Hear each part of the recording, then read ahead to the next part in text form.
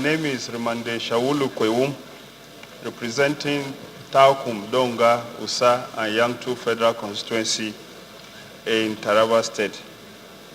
I move that the bill for an act to amend the Explosives Act Cap E18, Laws of the Federation 2004, relating to their regulations, penalties for defaulters, to make provisions for the control of importation, manufacture, distribution, storage, possession, and use of firecrackers and explosives, to repeal the Explosives Act Cap E18, Laws of the Federation 2004, and reenact the Explosives Act 2016 to make comprehensive provisions for the use and control of explosives in Nigeria and for other matters connected therewith be read a second time.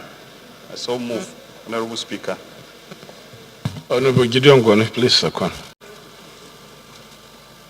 Honorable Rima, please lead the debate. This bill seeks to repeal the Explosive Act number 34 of 1967, Cap E18, Laws of the Federation 2004, and reenact the Explosives Act 2016. It makes comprehensive provisions for the importation, manufacture, storage, and use of explosives in Nigeria. What is the purpose of this bill? The amendment to this bill has become necessary for the following reasons. First, the use of explosives for crime and terrorism have become rampant in many parts of the world, including Nigeria. Secondly, explosives are no longer used exclusively for industrial purposes. Three, the expansion and modernization of our economy means that many persons have access to explosives or sites where explosives are kept. There is presently no reliable central control point where data on locations of explosives and persons having access to them can be accessed for legitimate security inquiry. It has become imperative, therefore, to expand the control of explosives from the present industrial uses purposes, since they have become major security materials. We do know that across the world, serious attention is being paid to the manufacture, importation, storage, and use of explosives. Presently, if you look around Nigeria, it is not uncommon to see one or two policemen accompany a truckload of explosives from seaports to industrial or mining sites in Nigeria. This bill also took into cognizance the laws guarding the manufacture, importation, and use of explosives in the United Kingdom, whose laws were amended in 2005. The law guiding explosives in Tanzania, South Africa, and Pakistan were also cross-checked in the process of working on this bill. The bill also benefited from a Senate bill on the same subject matter in the Fifth Assembly, sponsored by Senator Ibrahim Ida, which was not fully carried through. It's important to note that possession of explosives without appropriate permits and licenses attract very high penalty in the US, Canada, and of course in some places life sentences are imposed on those who possess these things without permits. What are the details in this bill? The bill is divided into 9 parts. It consists of 31 sections. Part 1 is the application sections, and it provides in section 2.1 that no person may possess explosives or carry out any activity relating to explosives unless he or she holds a license, permit, or authorization issued in terms of this act. Part 2 deals with the appointment and functions of inspectors and disposal of explosives. Section 3 gives the Inspector General of Police the power upon clearance by the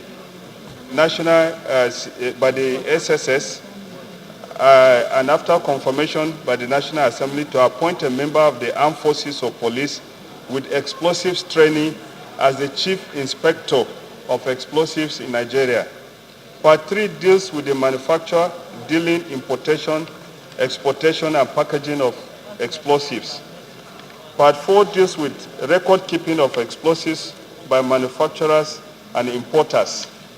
Part 5 makes provision that any person who intentionally places, discharge or detonates explosives with intent to cause death or serious bodily injury to any other person or to damage or destroy any place, facility or system is guilty of an offense.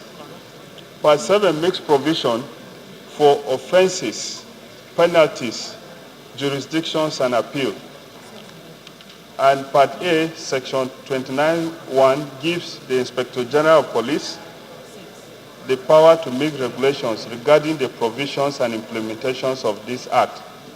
This bill seeks to repeal the 1967 Act, which is just a few lines attached to the papers that were circulated, and reenact a bill that has comprehensive provisions to deal with the storage, transportation, importation, and uses of explosives in Nigeria. I will urge my dear colleagues, therefore, Honorable Speaker, to support the effort to upgrade our system to meet international best practice. The security agencies have been concerned that there are no regulations guiding this sector, and that may have given use to the rampant use of explosives across the country in the robberies that take place in banks and also in the activities of Boko Haram terrorists.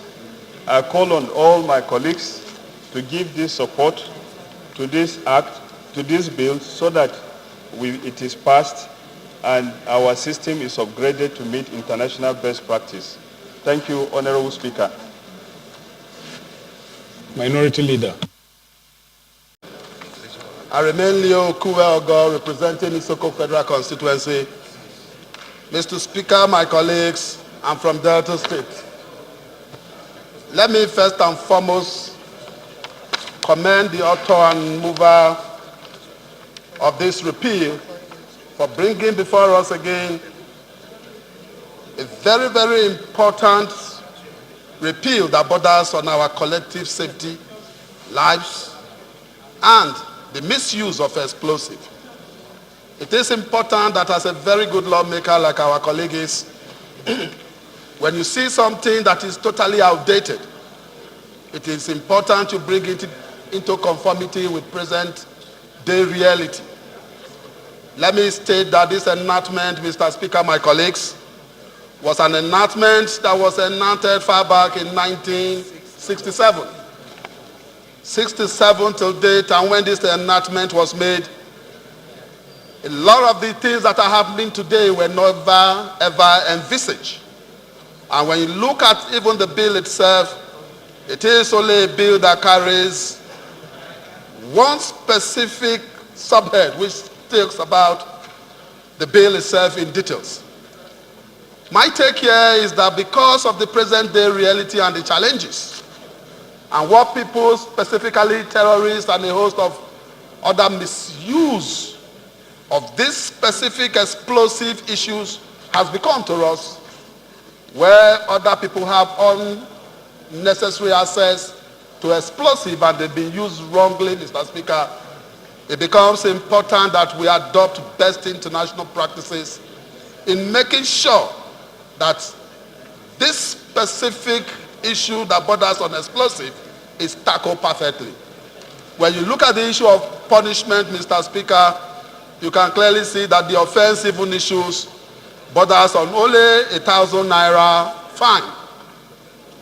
The imprisonment term here is for only 2 years or a fine for 1,000 naira. And I can tell you categorically that it is not a very, very good bill as it is today. So a colleague of ours has looked at it in details and have decided that, for the safety of the Nigerian people, drawing reference from the provision of Section 18, Section 14, Sub 2 of our Constitution, he has decided to bring this bill into conformity with present-day reality. And I want to appeal that we'll give him all the necessary support, because he is here looking at the safety of the Nigerian people, by extension, our collective safety. So I appeal that we give him the necessary support so that this bill can be taken to the committee level, where the I's will be dotted and the T's crossed. Mr. Speaker, I so support this bill. Thank you. Read a second time. Those in favor of the motion say aye. Those against it say nay. The ayes have it. Clerk is invited to. Honorable members, a bill for an act to amend the Explosives Act, Cap E18, Laws of the Federation of Nigeria, 2004, relating to their regulations, penalties for defaulters, to make provisions for the control of importation, manufacture, distribution, storage, possession, and use of firecrackers and explosives, to repeal the Explosives Act, Cap E18, Laws of the Federation of Nigeria, 2004, and reenact the Explosives Act, 2016, to make comprehensive provisions for the use and control of explosives in Nigeria and for other matters connected therewith. Second reading.